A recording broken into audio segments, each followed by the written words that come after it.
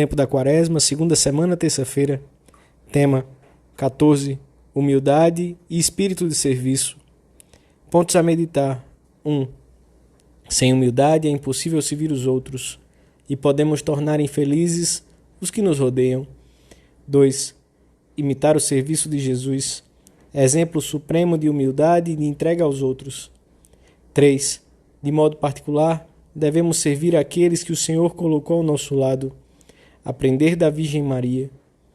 Pelo sinal da Santa Cruz, livrai-nos Deus, nosso Senhor, dos nossos inimigos. Em nome do Pai, do Filho e do Espírito Santo. Amém. Meu Senhor e meu Deus, creio firmemente que estás aqui, que me vês, que me ouves. Adoro-te com profunda reverência. Peço-te perdão dos meus pecados e graça para fazer com fruto este tempo de oração.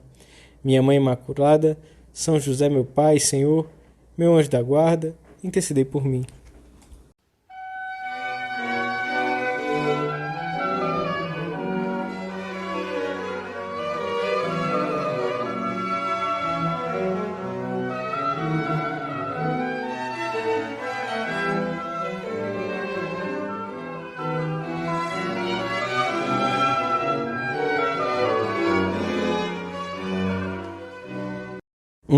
No Evangelho da missa de hoje, o Senhor descreve na sua crua realidade como os escribas e fariseus se sentaram na cátedra de Moisés e, preocupados somente consigo próprios, abandonaram os que lhes haviam sido confiados, as pessoas simples que andavam maltratadas e abatidas como ovelhas sem pastor.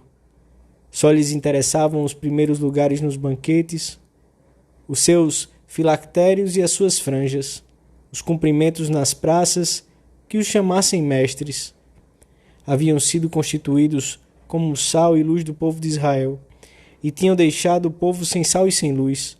Eles próprios estavam às escuras, tinham trocado a glória de Deus pela sua própria glória. Fazem todas as suas obras para serem vistos pelos homens. A soberba pessoal e a busca da vanglória tinham feito com que perdessem a humildade e o espírito de serviço que caracteriza os que desejam seguir o Senhor. Cristo previne os seus discípulos. Vós, porém, não vos façais chamar mestres.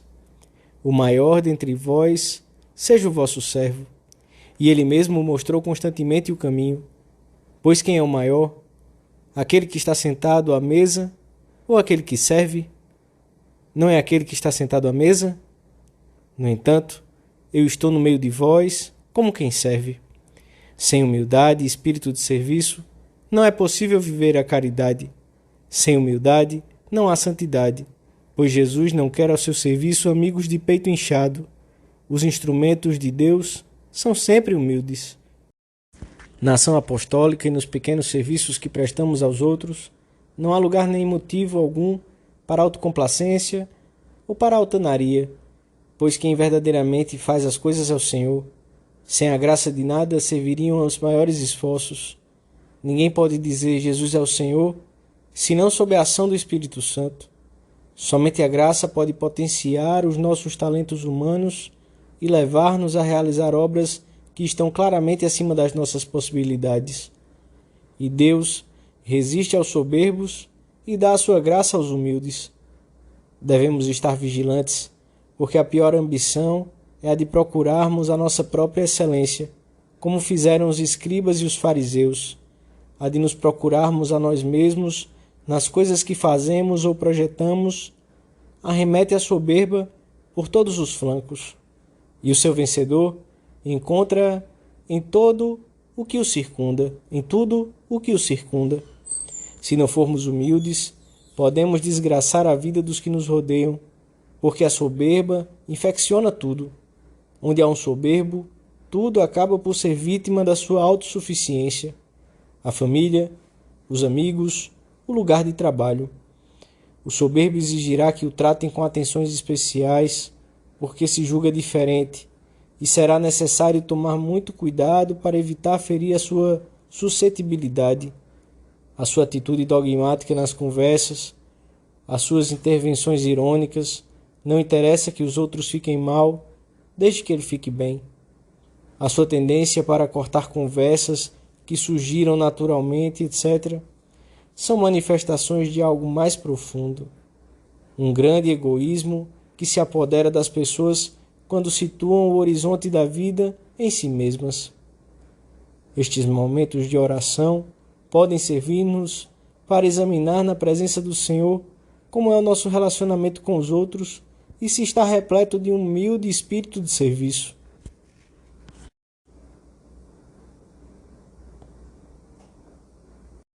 Dois. Jesus é o exemplo supremo de humildade e de dedicação aos outros. Ninguém teve jamais dignidade comparável à sua. Ninguém serviu aos homens com tanta solicitude. Eu estou no meio de vós como quem serve. E essa continua a ser a sua atitude para com cada um de nós. Ele está sempre disposto a servir-nos, a ajudar-nos, a levantar-nos das nossas quedas. Como é que nós servimos os outros na família, no trabalho, nesses favores anônimos que talvez nunca despertem um menor agradecimento? O Senhor nos diz hoje, na primeira leitura da missa, por meio do profeta Isaías: aprendei a fazer o bem, e só o aprenderemos se pusermos os olhos em Cristo, nosso modelo, se meditarmos frequentemente o seu exemplo constante e os seus ensinamentos. Dei-vos o exemplo, diz o Senhor depois de lavar os pés aos discípulos, para que, como eu vos fiz, assim façais vós também. Deixa-nos uma lição suprema para que entendamos que, se não formos humildes, se não estivermos dispostos a servir, não poderemos segui-lo. E deixa-nos também uma regra simples, mais exata, para vivermos a caridade com humildade e espírito de serviço. Tudo o que quiserdes que os homens vos façam, fazei-o vós a eles. A experiência das coisas que nos agradam ou nos aborrecem, que nos ajudam ou prejudicam, é uma boa norma para avaliarmos o que devemos fazer ou evitar no trato com os outros. Todos desejamos ouvir uma palavra de ânimo quando as coisas não nos correm bem, uma palavra compreensiva quando, apesar da nossa boa vontade, tornamos a errar. Que tenham em conta as coisas positivas que fazemos mais do que as negativas. Que exista um ambiente de cordialidade no lugar onde trabalhamos ou ao chegarmos a casa. Que nos exijam no trabalho, sem dúvida, mas com bons modos. Que ninguém fale mal de nós pelas costas. Que haja alguém que nos defenda quando nos criticam e não estamos presentes. Que se preocupem verdadeiramente de nós quando estamos doentes. Que nos advirtam quando fazemos mal alguma coisa, ao invés de a comentarem com outros. E que rezem por nós. E estas são as coisas que, com humildade e espírito de serviço, devemos fazer pelos outros.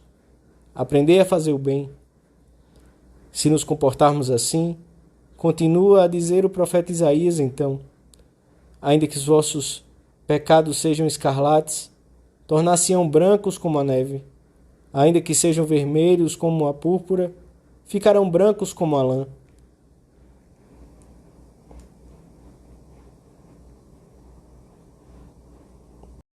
Três. O maior entre vós seja o vosso servo, diz-nos o Senhor. Para isso devemos deixar de lado o nosso egoísmo e descobrir essas manifestações da caridade que tornam felizes os outros. Se não lutarmos por esquecer-nos de nós mesmos, estaremos dia e noite ao lado dos que nos rodeiam e não perceberemos que precisam que lhes digamos umas palavras de alento, que apreciemos o que fazem, que os animemos a ser melhores e que os sirvamos. O egoísmo cega e não permite que vejamos os outros. A humildade abre caminho à caridade em detalhes práticos e concretos de serviço. Este espírito alegre, de abertura aos outros e de disponibilidade, é capaz de transformar qualquer ambiente. A caridade penetra como a água pelas fendas das pedras e acaba por quebrar as resistências mais duras. Amor traz amor, dizia Santa Teresa, e São João da Cruz aconselhava: onde não há amor, põe amor e tirarás amor. Como a mãe que acaricia os seus filhinhos, assim levados pela nossa ternura para convosco, desejávamos não só comunicar-vos o Evangelho de Deus, mas ainda a nossa própria vida, manifestava São Paulo aos cristãos de Tessalônica. Se o imitarmos, teremos frutos parecidos aos seus. De modo especial, devemos viver este Espírito do Senhor com os que estão mais perto de nós, no seio da própria família. O marido não procure unicamente seus interesses, mas também os da esposa, e esta, os do marido. Os pais procurem os interesses dos filhos, e estes, por sua vez, procurem os interesses dos seus pais. A família é a única comunidade em que todo homem é amado por si mesmo, pelo que é e não pelo que possui. Como ensina o apóstolo, a observância desta norma fundamental explica que não se faça nada por espírito de rivalidade ou por vanglória, mas por humildade, por amor. E este amor, que se abre aos outros, possibilita que os membros da família sejam autênticos servidores da igreja doméstica, onde todos desejam o bem e a felicidade de cada um, onde todos e cada um dão vida a esse amor com a urgente busca de tal bem e tal felicidade. Se atuarmos assim, não veremos, como sucede em tantas ocasiões, a palha no olho alheio, sem ver a viga no próprio. As menores faltas dos outros deixarão de ser observadas com uma lente de aumento, e as nossas maiores faltas deixarão de tender a reduzir-se e a justificar-se. A humildade far-nos-á reconhecer em primeiro lugar os nossos próprios erros e as nossas misérias. Estaremos então em condições de ver com compreensão os defeitos dos outros e de lhes prestar ajuda. E estaremos também em condições de estimá-los e aceitá-los com essas deficiências. A Virgem, Nossa Senhora, escrava do Senhor, ensinar-nos-á a entender que servir os outros é uma das formas de encontrarmos a alegria nesta vida e um dos caminhos mais curtos para encontrarmos Jesus. Para isso, vamos pedir-lhe que nos faça verdadeiramente humildes.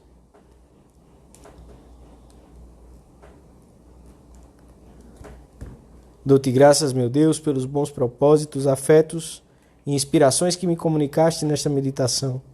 Peço-te ajuda para os pôr em prática. Minha Mãe Imaculada, São José, meu Pai e Senhor, meu anjo da guarda, intercedei por mim.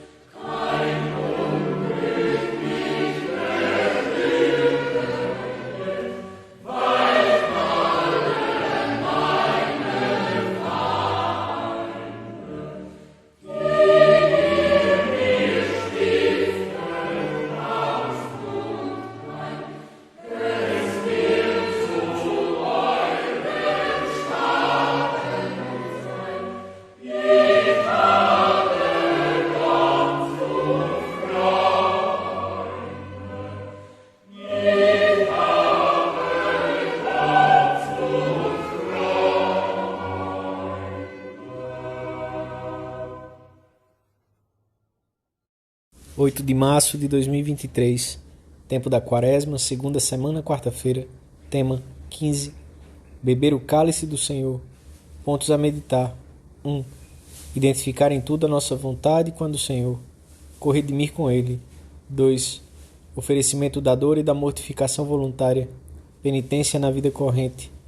Alguns exemplos de mortificação. 3. Mortificações que nascem do serviço aos outros.